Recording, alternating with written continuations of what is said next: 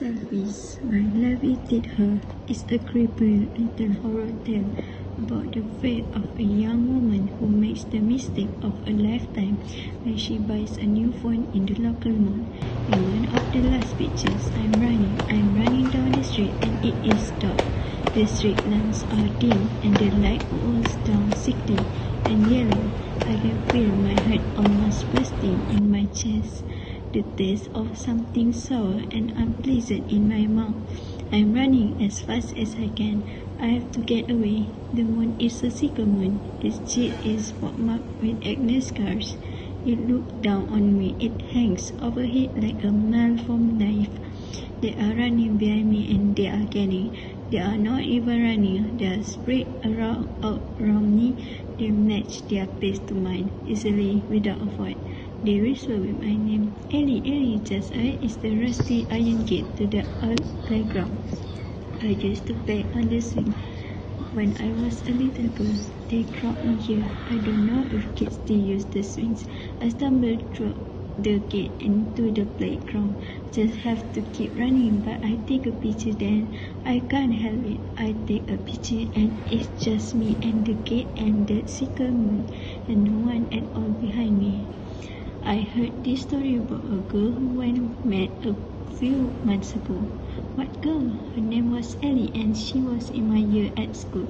I didn't see much of her after that until they found her dead at the bottom of the old playground down my street one night a few months ago. Oh, I'm really sorry. It's alright. I really didn't know her that well.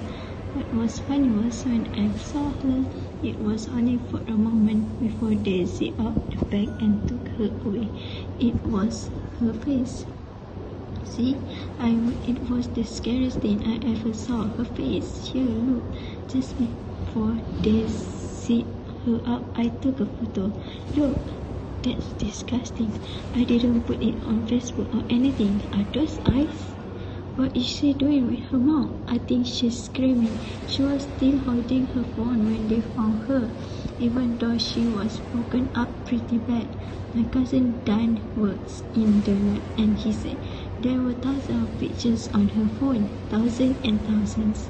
He said the police could construct her last few minutes almost moment by moment following the picture. They were mostly selfies, but some of them were pretty weird. Dan said maybe someone photoshopped them. After a while, they didn't even make sense. That's pretty vain though, I guess. You know what the really weird thing was too? Well, a couple of days later, I was in the supermarket and I thought I saw her. She was standing in the aisle by the cereal shelves and she was talking on her phone. She was holding a bowl of crunchy nuts. I had this really queasy feeling when I saw her. I mean, it couldn't be her, right? That it was like she knew I was standing there and she turned and she gave me this smile. She had this uneven white teeth and she had her hair in this sort of fringe. She used to be really pretty, but when she turned she looked directly at me and it was her eyes. They were like eggshell without purpose or an iris. They were just entirely white and empty and flat and she smiled. You are making it up. I had a can of Coke in my hand and it fell down and burst open and there was a mess. When I looked up again she disappeared. Did you pay for the Coke? Yeah, I paid for the Coke. They buried her a few days later. I didn't go to the funeral. I mean, like I said, I never really know her all that well anyway. The shop behind me has a sign that says previously on. I don't know if that it is named or just a description, but it is accurately all the same. I'm going to the mall, just browsing. At the back of the lower level, all the way back, the shops turn dusty and dark. There are babies' dog clothes store that hasn't seen a baby in years, and a shop for vegan supplies, and a video store that permanently shut. I did not notice this particular shop before.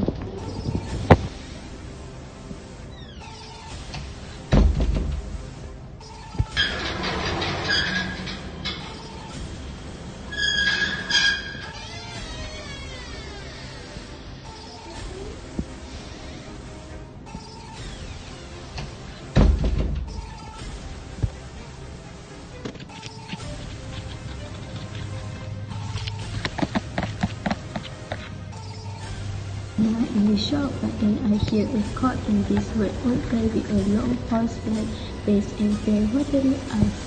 I feel behind the counter almost like he just been somehow cut out of the shadows and given form and pushed into the light. And he calls again and says, "Can I help you, miss?" I say, "I'm just browsing," and I see his face frown in displeasure, and it makes me feel uncomfortable. "You are very pretty," he says suddenly, and I think I blush and I shrug a little awkwardly. No, really," he says. "Thank you," I say. "Here," he says. Here he brings something up from behind the counter and is so starting in the shop among all the old and dusty objects. It's a brand new phone. "Do you have one?" he says. "A phone? A phone like this one?" No, I say. "I just have this old thing. They take this one," he says. "From me? You mean for free?" "No," he says, and look at me like I'm the. "Of course not. I don't run a charity here." "Oh, I mean very cheap," he says, and he pushes the phone at me aggressively. Take it. It scares me, so I take it, but as soon as I hold the phone, I feel better. It feels so smooth and warm, and it feels snugly into my palm. I swipe across the screen and the icon blinks back at me. I barely hear that affirmation when she said the price, and like in a dream, I take out some money and give it to him. He said I was pretty, but I guess I never thought of myself as pretty. I mean, I didn't give it much thought one way or another. I step out of the shop and suddenly there is light around me and air. My finger itches. I hold up the phone in front of me and press the camera button, and it's like something in me wakes up for the first time, and something inside me dies in the last picture. I'm dead. Funny thing is, I go back to the spot where the shop was a few days later, and there is no sign of it.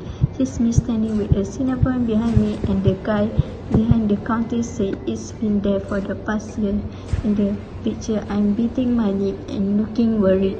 I had to keep clicking. I had to keep taking pictures, but the pictures were beginning to lie. "That was amazing, Ellie," Noah says. He looked hopped up or something. He gave me this beaming smile. I say, "What are you talking about?" I snap a picture. Mr. Eddie there looking vaguely irritated in his kitchen. He has petunias on his white windowsill. I don't like the way the lit light catches them. They look ill and the sunlight is all blotchy. "Last night you were amazing," Noah says. "I never even," he blushes. "Where did you learn to do that?" he whispers. "Come close and put his arm around me, and I can smell him. The smell all sweet and sad." And I push him away, and I can feel the tears coming, and even though I don't want them to, and I say, "But I wasn't here last night." "No, don't you remember? I went to the movie with Shelley, and I stayed at her place." And he says, "What?" And his hand drops to his side, and then he smiles and says, "You are just fucking with me." And I burst into tears, and he stands there looking confused and then angry. And he comes to me again, and I push him away, and I run up the stairs to his bedroom and see the rumpled sheets and pinned to the mirror.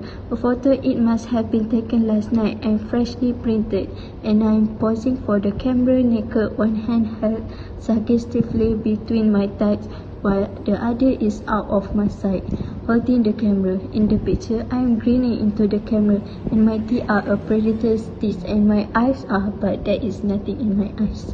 A man approaches me in the street, but he's not in the photo. He wants to buy my phone. I can't really understand what he's saying. He's tall and thin with a staggering build, and he smells as though he hasn't washed for a few days.